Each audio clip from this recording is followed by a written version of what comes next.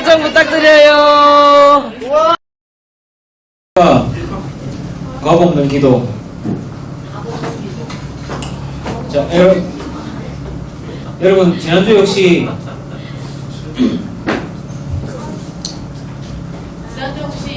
제가 지난주에 수련회라서 월요일밖에 새벽 기도를 못 나왔는데 월요일에 새벽 기도 온 사람을 만났어. 우리 청년 중에.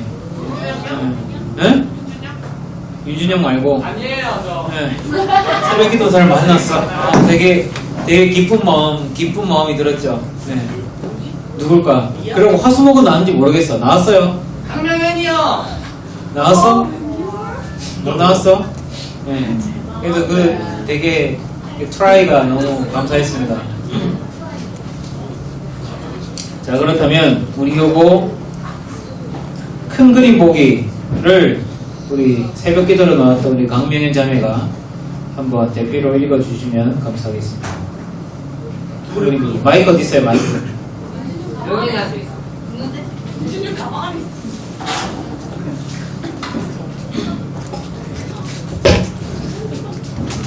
다 읽어요?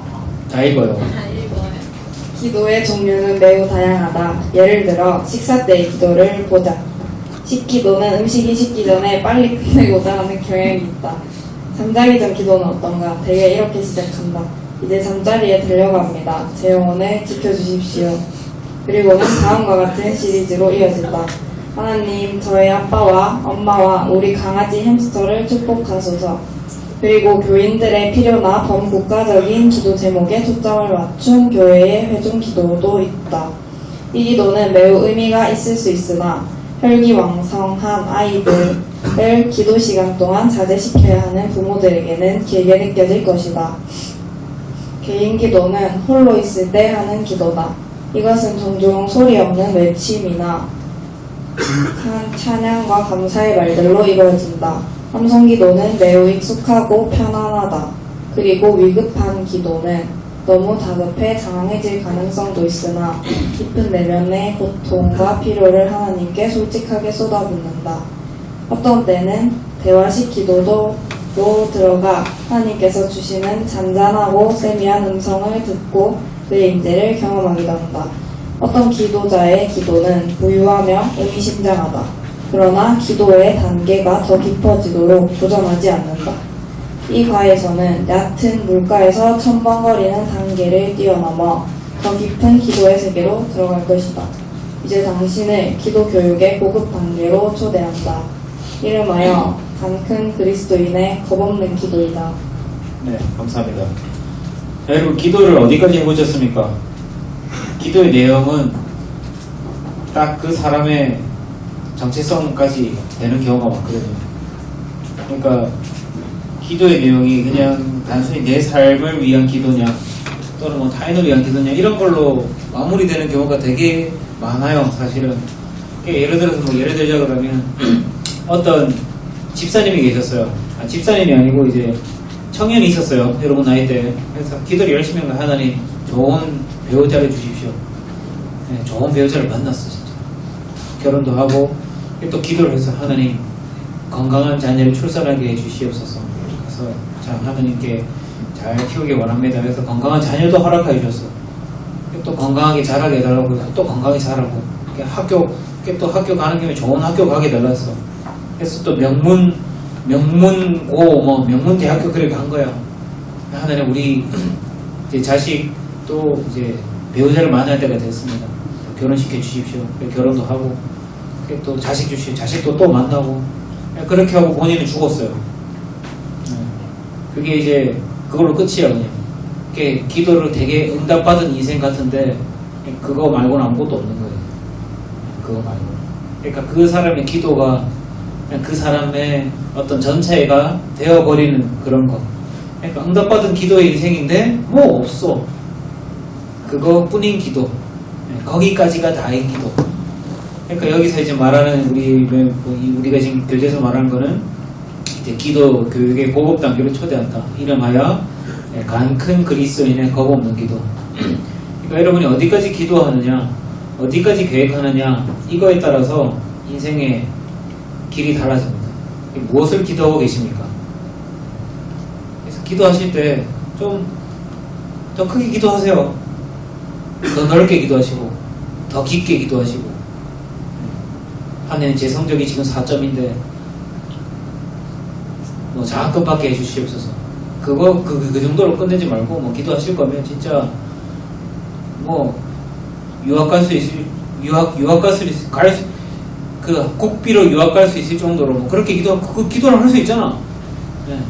또 여러분들이 영적으로 좀 이렇게 여러분이 생각하기에 아직 좀 연약하다고 생각되면 하나님 저에게 권한을 주십시오. 더 영적으로 강건해지길 원합니다. 와, 나 이 기도 안 했다가 진짜 바로 응답하시더라고. 어쨌든 그겁니다. 지금 이 기도의 수준에서 얼마나 이제 벗어날 것인가, 그러니까 더 초월할 것인가, 머물고 끝낼 것인가. 여러분 최초로 기도하는 법을 어떻게 배웠습니까? 제일 처음 기도했을 때 1번 질문입니다. 첫 번째 기도. 저는 제가 아직도 생각나요. 기도하라고 하니까 막은 아무것도 뭐 어찌됐는지 모르겠어. 여러분 그런 거 지금 느끼고 있는 사람 있어요?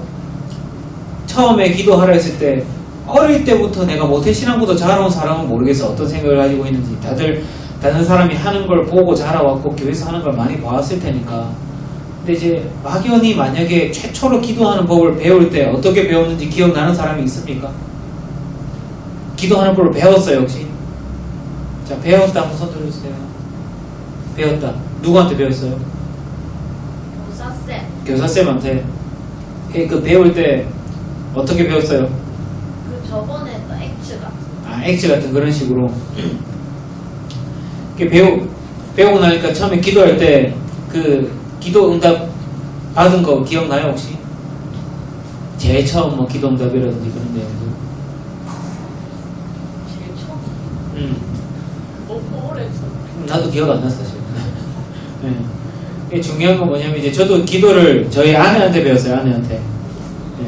저희 아내도 청년이고 저도 청년이었을 때. 네. 둘이 썸을 탄다거나 전혀 그런 건 아니었을 때. 네. 집사람이 나한테 뭐는 무거워요. 네. 안 귀엽다고 했는데요. 네.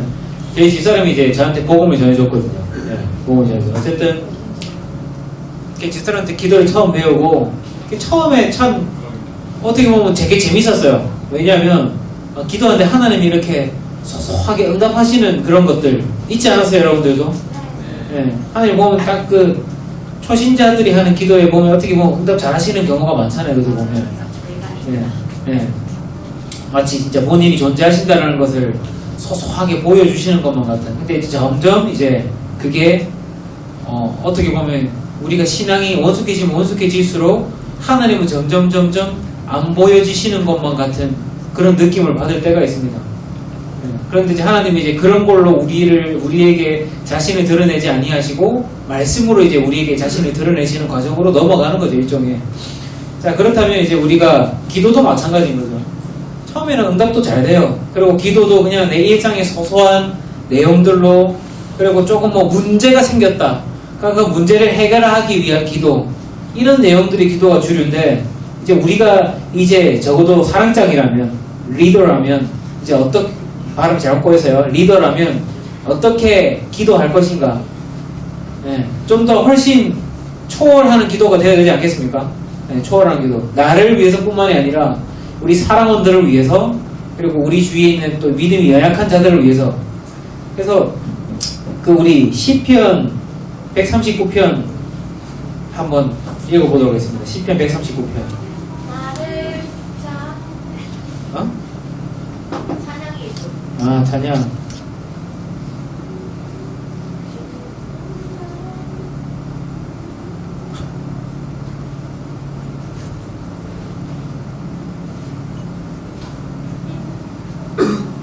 자, 누가 읽어주냐면 12절인데 저기 우리 1청에서 3절씩 한번 읽어주시겠습니다. 저 맨 뒤에 3명 있죠? 4절씩 읽어주세요. 이인혜, 양지훈, 김연아, 이연아. 네. 이렇게 4절씩. 연아 뭐냐, 인혜부터 1, 2, 3, 4절, 그 다음 5, 6, 7, 8절, 그 다음 90, 11, 12절, 이렇게 읽어주세요. 시작. 여호와여 주께서 나를 살펴보셨음을 아시나이다. 주께서 내가 아시고 멀리서도 나의 생각을 밝히 아시오며 나의 모든 길과 내가 눕는 것을 살펴보셨으므로 나의 모든 행위를 익히 아시오니 여호와여 내 혀의 말을 알지 못하시는 것이 하나도 없으시니이다. 주께서 나의 앞뒤를 둘러싸시고 내게 안수하셨나이다. 이 지식이 내게 너무 기이하니 높아서 내가 능히 미치지 못한나이다. 내가 주의 영을 떠나 어디로 가며 주의 앞에서 어디로 피하리이까. 내가 하늘에 올라갈지라도 거기 계시며 수월에 내 자리를 펼칠지라도 거기 계시리이다. 내가 새벽 날개를 치며 바다 끝에 가서 거주할지라도 거기서도 주의 손이 나를 인도하시며 주의 오른손이 나를 붙드시리이다. 내가 혹시 말하기를 흑암이 반드시 나를 덮고 나를 두른 빛은 밤이 되리라 할지라도 주에게서는 흑암이 숨기지 못하는 밤이 낮과 같이 비추이니 주에게는 흑암과 빛이 같음이니이다. 아멘. 네. 여러분 지금 여기 나를 살피소서라고 이제 기도하는 내용이 있는데 이번 이제 23페이지 보시면 우리의 마음을 살피시라는 기도를 하는 것이 왜 불편한 마음을 주는가라고 말하는데 여기서 이제 지금 이게 뭔가 내가 볼 때는 번역이 있어서 뭔가 좀 현실감 와닿게 번역이 안 된 것 같아요. 우리의 마음을 살피시리라는 기도 이게 좀 다르게 이해를 해야 될 것 같아요. 자 그렇다면 여기서 살피시다라는 말, 이 말은 뭐냐면 결국은 다르게 지금 제가 아직 원어를 제대로 못 봤는데 결국은 여기서 살피라는 기도는 뭐냐면 우리의 인생 전체를 이제 하나님께서 드라이브 해달라는 그런 의미의 기도로 받아들여야 됩니다. 우리의 삶 전체를 하나님께서 주관해 달라고. 그러니까 예를 들어서 그냥 캐세라 세라의 기도가 아니에요. 캐세라 세라 대대로 되라의 기도가 아니라 이제 하나님 나를 완전히 하나님께서 원하시는 다른 인간으로 변모시켜 주시옵소서 하는 그런 내용으로 여러분이 이해하셔야 됩니다. 그러니까 여러분이 이런 기도를 할 때 사실 두렵거든요. 이런 기도 해보셨어요? 그게 아니라 그거 아니에요. 하나님 내 마음을 다 속들이 알아주세요라는 기도가 근데 이제 그게 여러분들은 그게 마음이 불편합니까 혹시? 결국에 그게 네. 불편한 이유는 나의 감추어진 마음, 입술로는 하나님 사랑한다고 하고 네. 진심으로 하나님 사랑하지 않는데 여기서 약간 드러낼까봐 두려워. 나도 이제 그 생각을 했는데 그 생각을 했는데 이제 교제에서 전체적인 흐름이 뭐냐면은 내가 지금 가지고 있는 현재적인 상황에서 좀 더 이제 이게 초월해 나가는 과정의 기도의 내용을 담고 있거든요. 그래서 이제 그렇게 얘기를 한 거고. 그래서 어쨌든 다혜 자매가 말한 거나 제가 한 거나 맥락은 비슷해요. 왜냐하면 이제 나의 모든 것을 하나님께서 감찰하시고 완전히 속속들이 파헤쳐 달라. 완전히 비춰받아. 여러분 이게 이런 기도를 했을 때 어떤 느낌을 받아요? 나는 솔직히 발가벗겨졌다는 그런 기분을 받거든요. 하나님 앞에. 네. 불안하기도 하고. 이게 사람마다 달라요. 이거는. 그러니까 우리의 마음을 살피셔서 하는 기도를 할 때 왜 불편한 마음을 주는가? 나는 이게 불편한 마음이 들지는 않아요. 하나님 내 아버지고 나를 만드신 분인데 당연히 내 마음을 당연히 살피시고 다 아시는 분이지. 뭐라고?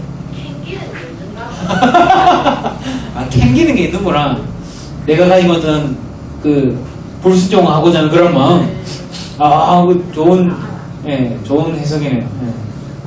자, 그렇다면 맞네. 그렇기 때문에 이 기도가 불편한 마음을 줄 수도 있겠네요. 자, 그렇다면 이렇게 기도하지 못하러 하는 요인도 바로 캥기는 게 있기 때문에. 캥기는 게 있기 때문에. 여러분 이런 마음이 있습니까? 하나님 앞에 뭔가 캥기는 게 있기 때문에 기도하지 못하는 거예요. 더 이상 이 내용으로 하나님 앞에 당당하게 기도를 하지 못하는 거예요. 그게 그 중에 사실 대표적인 부분이 뭐냐면 좀 더 순종하고자 하는 기도, 좀 더 지금의 신앙에서 좀 더 성장하고자 하는 기도, 그리고 좀 더 지금의 상태에서 좀 더 업그레이드 되고자 하는 그런 기도의 내용들은 사실 쉽게 하지 못하는 경우가 많습니다. 왜 힘들거든요. 지금 상황에서 이제 어떻게 보면 고난이 와야 되거든요. 고난이, 힘듦이 와야 되고 불편함이 와야 되거든요. 근데 진짜 거짓말은 진짜 웃긴 게 뭐냐면 우리 인생에서 죽도록 때려치우고 싶을 때 그때가 성장하는 순간이거든. 그는 만고불변의 진리입니다. 죽도록 하기 싫어질 때 그때가 발전하는 순간입니다. 자, 그렇다면 우리 시편 139편에서 당신에게 힘들게 여겨지는 기도의 요소는 무엇인가 한번 쭉 읽어보세요. 여기에서 어떤 부분이 우리의 여러분들에게 불편함이 느껴지는지.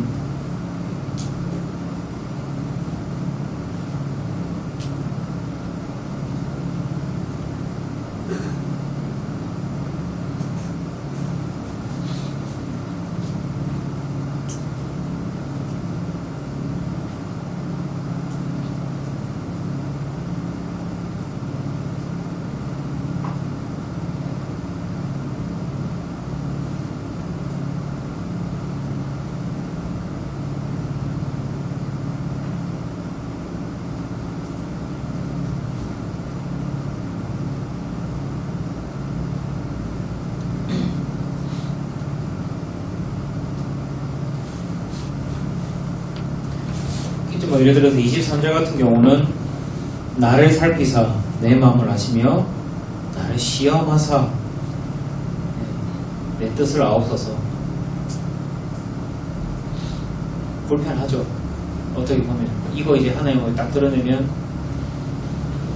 뭐예요? 나를 시험하라는 거 아니에요. 하나님이 내가 어떤 믿음을 가지고 있는. 제가 지난주에 뭐 설계 마이크 제가 지난주에 설교했듯이 돈으로서 행복과 불행이 좌우되고 있는가 있지 않는가. 없어지면 안다 그랬죠. 그런 부분에 있어서 이제 하나님 나를 시험해달라는 거예요. 내 행복의 지금 이유가 뭔가. 사람 때문인가 하나님 때문인가. 지금 누리고 있는 물질 때문인가 하나님 때문인가. 이런 것들을 시험할 때에는 고통이 수반되고 어려움이 동반합니다. 이런 내용들이 불편하죠. 이런 내용들을 한번 이제 보시라는 겁니다. 근데 이제 이 책의 내용들은 이제 여기 이어나가서 이제 다음에 칼럼을 읽으라를 보시면 나를 깨소서 라는 위험한 기도를 배울 필요가 있다라고 그렇게 말하고 있는 겁니다. 나를 깨소서. 그래서 우리가 그 기업에서도 어떤 목표나 그런 걸 정할 때 사실 이제 이런 걸 생각해요. 우리가 기도라는 게 어떻게 보면 하나님과의 교제함과 동시에 내가 원하는 바를 하나님께 아뢰는 거잖아요. 그죠? 제가 이거를 어떤 이제 기업의 어떤 목표와 그거에 있어서 비유를 한다 그러면 기업에도 그게 있어요. 안전지대가 있고, 그 다음에 불안지대가 있고, 그 다음에 망상지대가 있어요. 망상지대. 예를 들어서 GM 자동차 알죠? GM 자동차, 제네럴 모터스. 그 자동차가 몇 년 전이었더라? 한 십몇 년 전에 자동차 점유율을 29%로 올리겠다 라는 목표를 가지고 미국에서 엄청나게 활발하게 사업을 펼쳤습니다. 근데 그게 뭐냐? 너무 과도한 목표였던 거지. 말도 안 되는 목표였던 거지. 네. 그래서 결국은 뭐 때문에 실패했냐면 한국 자동차 때문에 실패했어요. 네. 한국에 그때 막 들어왔던 자동차 때문에. 네. 미국엔 일본 자동차도 엄청 많았지만 한국 자동차가 들어옴으로써 이제 그 사람들이 원했던 29%의 점유율이 실패한 거죠. 그래서 이거 사람들이 뭐라고 해요? 망상기대라 그래요. 네. 현실과 그 목표의 정확한 추구점을 찾지 못했기 때문에 그게 그냥 망상이었던 거죠. 그리고 안전지대는 뭐냐? 우리 이번에 점유율이 5%였으니까 내년 목표는 5.5%로 하겠습니다. 누구나 할 수 있을 법한 그게 안전지대. 그러면 이제 불안지대는 뭐냐? 우리가 5%였으니까 내년에는 뭐 한 15%나 20%까지 15% 정도 10% 끌어올려서. 그러니까 이거는 이제 망상이 아니라 가능한데 불안한 거죠. 될지 안 될지 미지수이고 굉장한 힘과 에너지를 쏟아 부어야 하는 그런 걸 이제 불안지대인데, 이 불안지대에 있을 때 불안지대를 제대로 잡았을 때 이제 전체적인 그 팀워크와 동경원이 올라가고 기업도 성장을 하고 올바른 방향을 잡게 되는 거죠. 우리도 마찬가지예요. 하나님께 기도를 할 때 그냥 단순히 안전지대에 기도를 하는 게 뭐냐면 아까 앞에 말씀드린 하나님 우리 가족을 지켜주시고 우리 개새끼 지켜주시고 또 뭐 이런 거 있잖아요. 일상적인 기도. 그게 안전지대예요. 그렇다면 이제 망상지대는 뭐예요? 근데 이거 내가 예를 들어서 하면 이제 우리 동서가 초신자 때 완전 망상가에서 망상가. 하나님 나를 불렀대. 로마로 가래. 아 진짜 로마에 복음을 전했는데 로마에 그리고 가방 메고 공항으로 간 거야 다짜고짜. 그래 가서 이제 미친놈하고 잡아왔지. 그게 티켓도 없고 하나님 가면 인도해 주실 거라고. 아 진짜 그 정도였어요. 진짜 너무 워낙 믿음이 불타올라가지고. 그게 뭐예요? 쉽게 말하면 망상지대에서의 꿈이잖아요. 네, 망상지대에서 꿈. 완전히 기본적인 그렇게 해서 그래 누가 티켓을 줬다 쳐. 그러니까 그 이탈리아 가서 뭐 할 건데 자기가 이탈리아 말할 수 있는 것도 아니고 가는 게 더 저주다. 그러니까 그런 식으로 망상지대에서는 완전히 폭망하는 거고. 그러니까 여러분의 우리의 기도 제목이 불안지대에 있어야 되는 거예요. 그래야 하나님 안에서의 믿음도 성장하고 기도의 응답도 정말 하나님께서 하신 것이 되고, 그리고 나도 그것도 하나님께서 응답하시는 그 응답의 길을 위해서 나도 열심히 어떤 이제 애씀과 힘씀과 또 그 인간적인 노력도 가미가 되는 거잖아요. 그러니까 지금 나를 깨서서라는 게 뭐냐면 이제 전도서 3장 3절에 의하면 할 때가 있고 세울 때가 있다고 말한다. 벽돌을 쌓아올릴 때와 그 사이에 모타르를 바를 때가 있고 모루처럼 벽돌을 깰 때가 있다. 그리스도인이 된 이후 당신은 생활의 전반적인 부분을 새롭게 변화시켜야 할 필요를 발견할 것이다. 이를 위해서는 하나님의 도우심이 필요하다. 생활 속에서 하나님을 기쁘시게 하지 않을 만한 것들을 깨어 부수시도록 하나님을 초청해야만 한다. 실로 나를 깨소서라는 위험한 기도를 하는 법을 배울 필요가 있다. 그래서 이 불안지대로 가면 지금 가지고 있는 삶의 패턴 양식을 깨버리는 거예요. 왜냐하면 지금 삶의 양상으로는 될 수가 없거든. 예, 될 수가 없거든.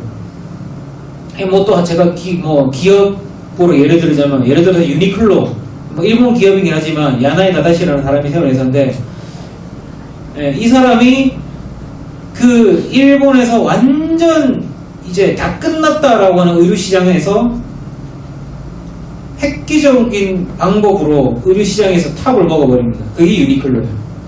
예, 그거 왜 그렇게 됐냐? 유통 구조를 다 바꿔버렸거든. 예, 유통 구조를. 그러니까 여태까지 해왔던 도매, 그 직판장, 도매, 소매 이런 식으로 했던 게 아니라 정말 그 진열해놓은 거 봤죠?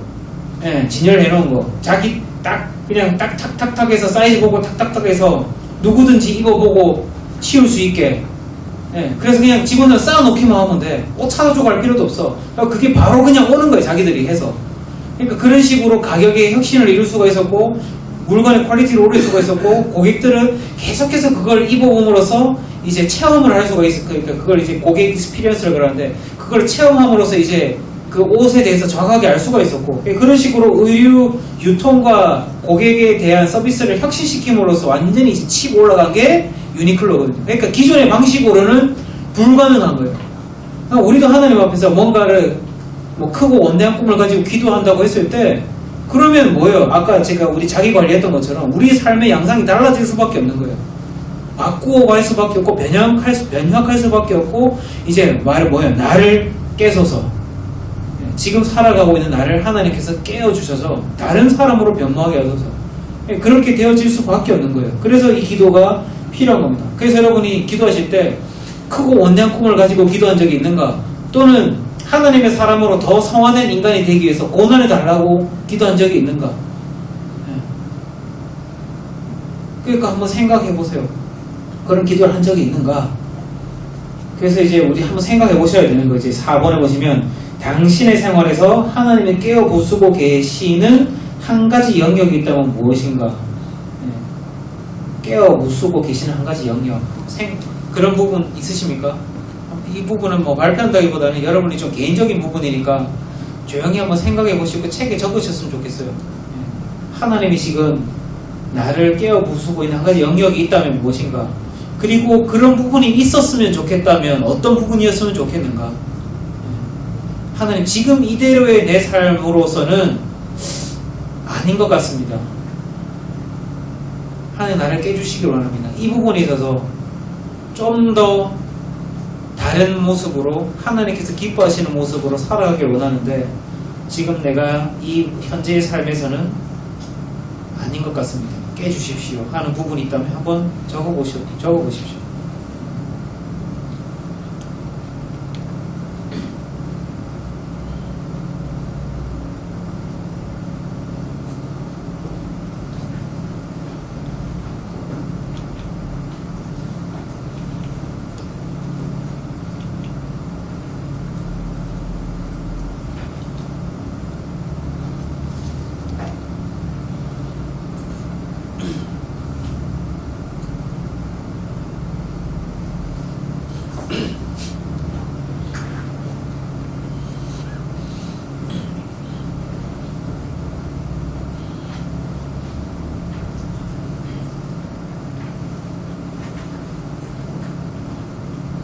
혹시 적다가 한번 나눠보고 싶은 감동이었다 하는 분 계십니까?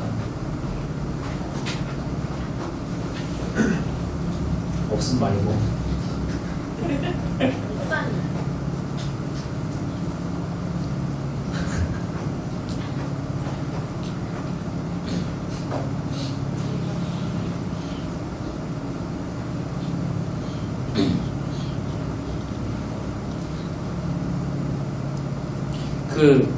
우리 로비에 한번 저번에 누가 책을 갖다 놨더니 하나님 저는 지금 공사 중입니다.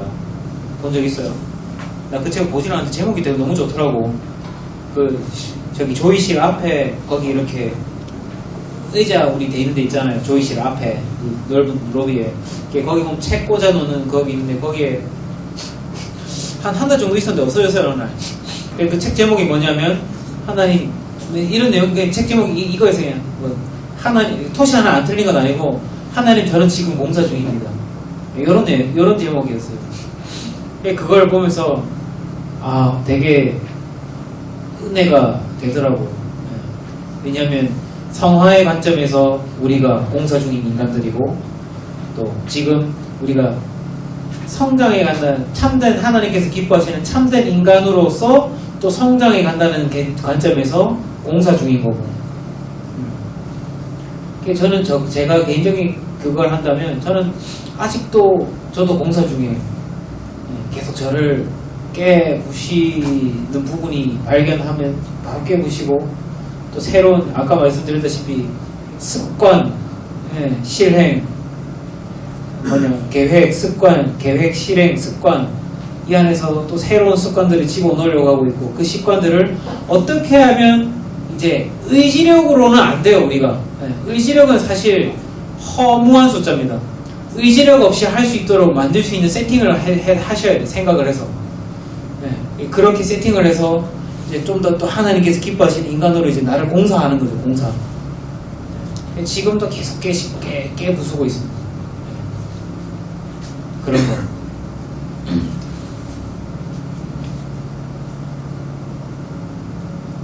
자, 적으셨으면 다 적으신 것 같으니까 자, 나를 넓히소서 칼럼을 자, 우리 오세진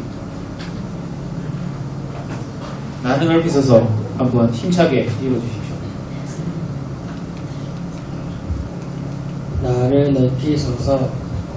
그리스도의 제자로 성장하면서 우리는 지금 상태로는 더 이상 안 돼. 이런 침체된 영적인 상태는 식물이나 라고 탄식하는 지경에 이를 때가 있다. 그러면 이렇게 기도하기 시작한다. 하나님, 당신은 저를 역동적이고 성장하는 존재로 지으셨습니다. 그런데 저는 지금 콱 막혔습니다. 저를 찢어 넓히소서.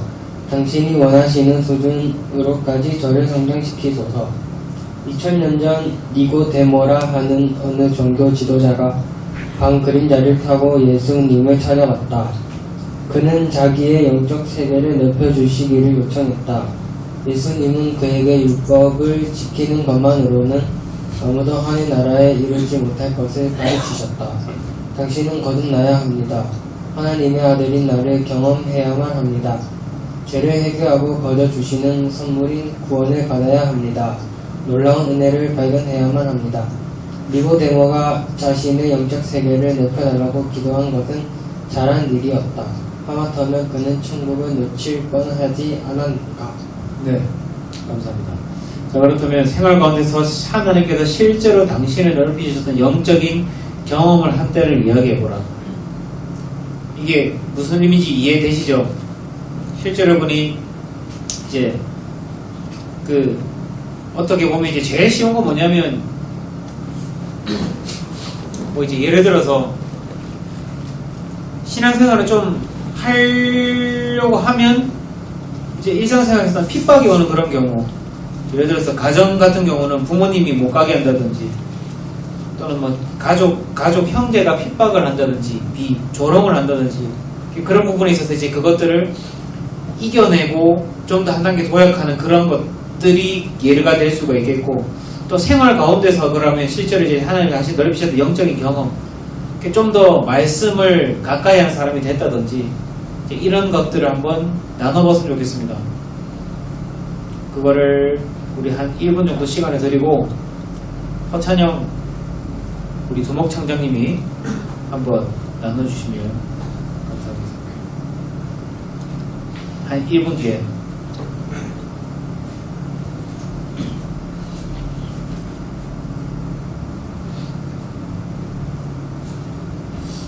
일단 그 모태신앙 같은 경우는 그런 경우를 잘 경험하지 못했을 수도 있겠지만 이제 우리 교회에 보면 주로 불신 상태에서 전도 받아왔을 때 특히 이제 아주머니 분들 왔을 때 남편이 못 가게 하는 그런 경우에 이제 한번 큰 장애를 겪거든요. 거기서 어떻게 이제 이겨내고 돌파해 나가느냐에 따라서 이제 또 신앙생활이 좌우가 됩니다.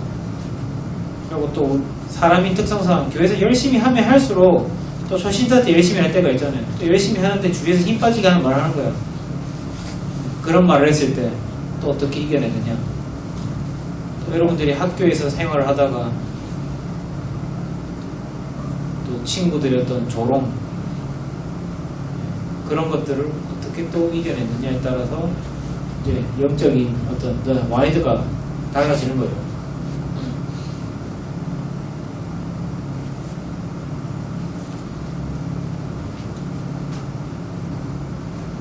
자, 우리 그럼 한번 되게 정신없다. 미안해. 원래 7시에 맞춰야 되는데 그지? 자, 우리 허찬영 행정이 한번 나눠주시면 감사하겠습니다.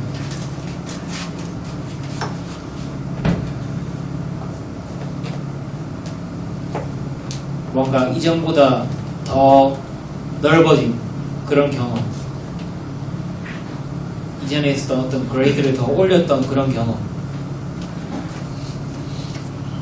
이전에는 이런 상황이었으면 이렇게밖에 못했을 텐데 이번에 어떻게 다시 한번 다르게 이제 올라간 그런 경험 있을 거예요. 그게 그 계기가 선교일 수도 있고 또 수련회일 수도 있고 이제 그런 경험. 저는 모태신앙이지만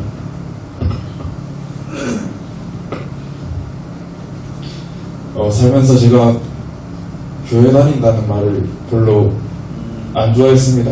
왜냐하면 제 인식상 교회 다니는 사람은 별로였거든요.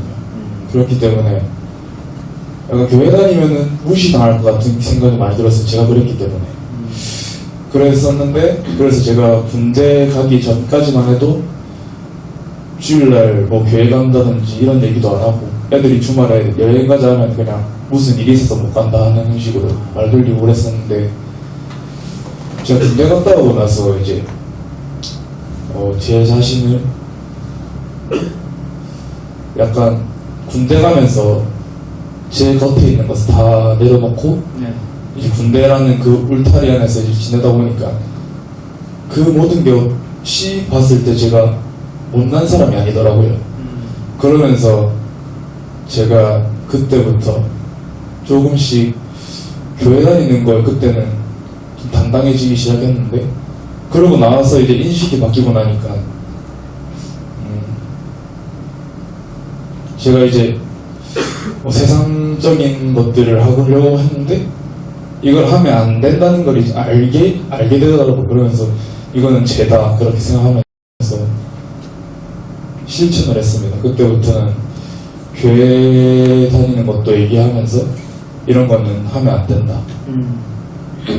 그러다가도 만약에 하게 되면 기도를 하고 회개하고 그러면서 조금 변했던 것 같습니다. 감사합니다. 딱 그렇게 이제 뭔가 딱 넓혀질 때에 여기 밑에 있는 질문 기분이 어땠습니까?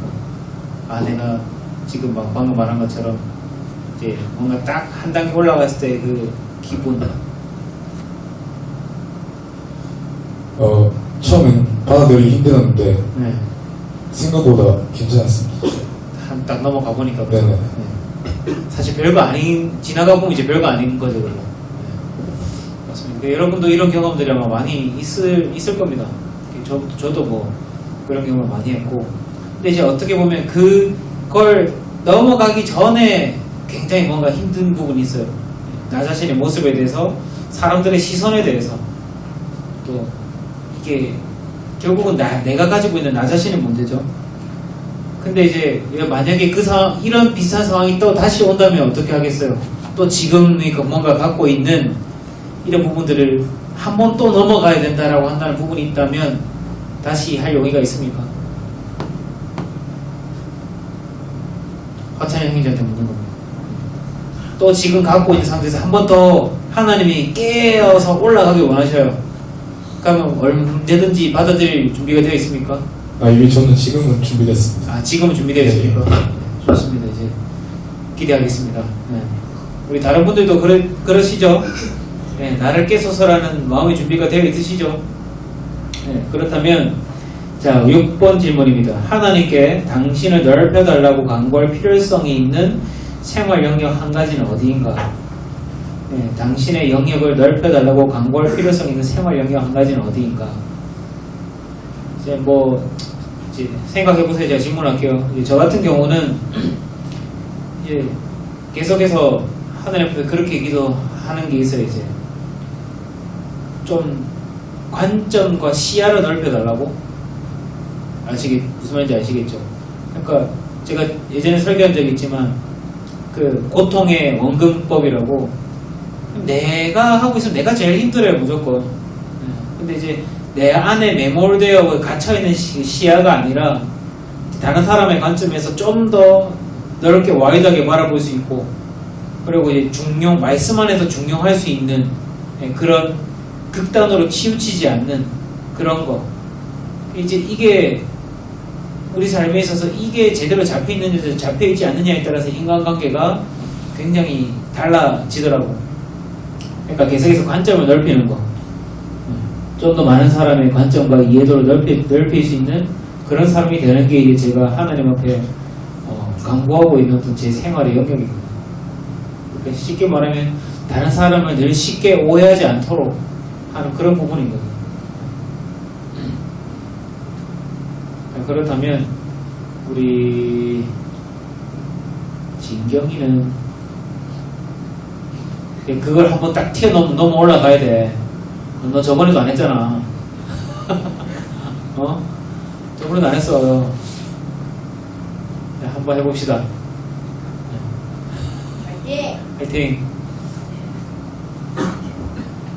이제 그런 걸 딱 타고 올라갔을 때 이제 어떤 리더로서 한 걸음 더 도약하는 거예요. 사랑장으로서 남 앞에서 이제 자기 자신을 말씀을 이렇게 표현할 수 있고 가르칠 수 있는 그런 게 필요합니다. 진경이가 이제 신앙생활한 지 한 2년 됐나?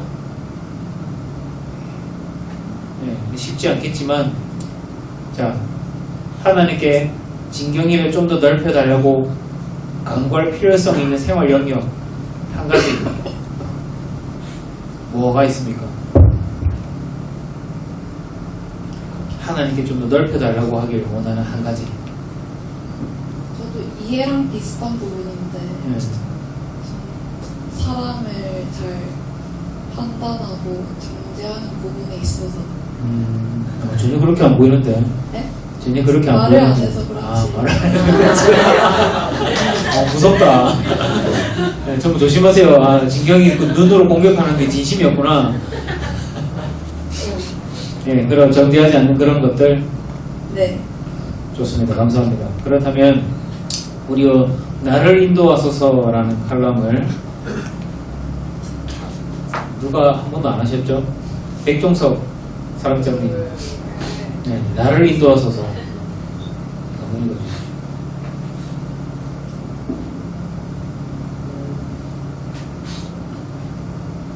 하나님 저를 이끄소서. 저의 인생, 은사, 재능, 재물, 힘, 미래 모두를 당신의 손에 맡깁니다. 이 얼마나 겁없는 기도인가. 내가 그리스도인이 된 지 2년 후 어느 신된 그리스도인이 내 인생을 하나님의 인도에 맡기지 않겠느냐고 도전을 준 적이 있었다. 나는 그때 젊었고 다소 이상주의자였다. 그래서 하나님과 거래를 하기로 결심했다. 하나님과 거래한다고 말하는 것이 약간 위험하다는 것을 나는 안다. 그것이 듣기에 거북하다면 계약이라고 불러도 좋다. 어쨌든 어린 신자로서 나는 그것을 거래라고 불렀다. 나는 하나님께 말했다. 제 인생 전체를 당신께 드리겠습니다. 당신의 신뢰도가 떨어지지 않는 한 제 인생을 이끄셔도 좋습니다. 만일 신뢰도가 떨어지는 날엔 거래가 끝나는 것입니다. 이 기도는 당시 내가 짜낼 수 있는 모든 믿음을 동원한 것이었다. 지금까지 하나님은 전적으로 신뢰할 만하고 나의 모든 길을 인도해 주셨다. 네, 감사합니다. 자, 나의 모든 길을 인도해 주셨다. 우리 정석 형제님은 하나님께서 우리 정석 형제의 길을 분명히 인도하신 그런 경험이 있으시죠? 네. 네, 언제입니까? 네? 저는 최근인데 뭐라고요? 최근에 아, 최근. 네. 저는 약간 기도하는 게 좀 어렵고 좀 두렵고 해가지고 이제 막 이런 기도의 자리 이렇게 좀 오는 게 꺼려졌었어요. 네. 한번 오고 나니까 이게 좀 은혜로운 자리인 것 같더라고요. 그래서 네. 이제 요즘 이렇게 개성장하고 있습니다. 그래요. 그런 것 같아서. 자, 그렇다면 요 다음 지금 그 다음 사람은 우리 허범이 아까 뭔가 할 말이 있었어. 어떤 것 같아서. 하나님의 분명한 인도하심을 경험한 적은 언제입니까?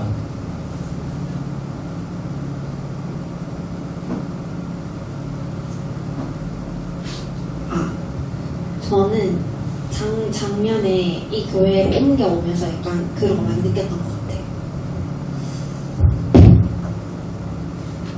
끝이에요? 그러니까 아무것도 하기 싫었을 때였는데 아.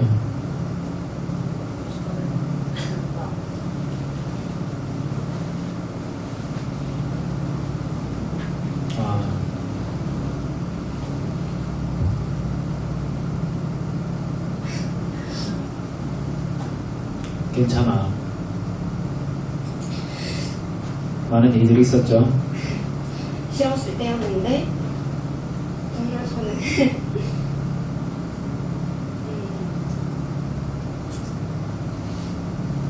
지금 아무것도 안 할 생각은 없거든요. 네. 그 하나님이 중상반부터 하나씩 사역을 좀 넓혀가시다. 다시 천천히 새롭게. 그래서 좀 그런 부분에 있어서 정말 하나님 앞에서 나 진짜 하나님 아무것도 안 할 거예요 라고 했는데 하나님 천천히 그렇게 인도하시는 거 보면서 좀 많이 느꼈어요. 작년에 좀 많이 지금 굉장히 또 많은 것을 감당하고 있잖아요. 그죠? 감사합니다. 또 아픔을 이겨내고 좋은 간증을 보여주셔서 하나님 인도하심이 항상 그렇습니다. 저도 기도하는 중에 하나님 목사로 가라고 할 줄은 몰랐지. 그 과정이 굉장히 힘들었고 저 또한 참 아까 말씀드렸듯이 제가 공사 중이라고 했잖아요.